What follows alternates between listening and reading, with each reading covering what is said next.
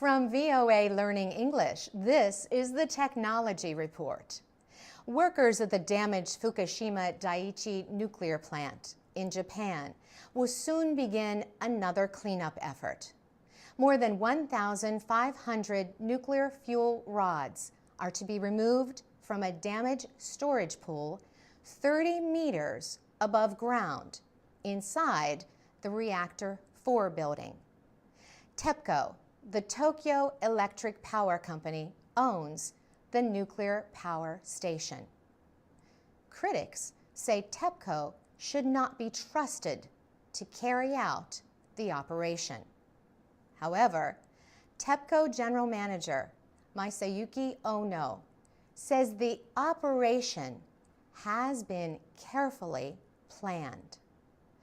TEPCO had to rebuild the Reactor 4 building after a hydrogen explosion destroyed it. TEPCO workers will first remove pieces of wreckage left by the explosion. Then workers will remove the fuel rods one by one. They will use a crane suspended above the building. The fuel rods must not touch each other or break. Nuclear experts warn that any accidents could cause an explosion many times worse than the one in March 2011. Mitsue Murata is Japan's former ambassador to Switzerland and an anti-nuclear activist. He notes that problems over the past 30 months, including radioactive water leaks, have raised questions about TEPCO's efforts.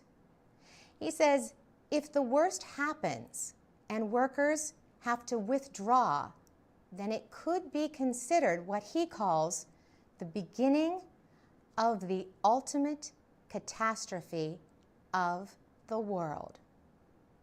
Japan's Agency for Natural Resources and Energy says TEPCO alone is responsible for safety. But to support TEPCO, the agency has sought advice from specialists around the world. Nuclear inspectors have approved TEPCO's plan to remove the fuel from Reactor 4. The process is expected to begin in November and be finished in 18 months.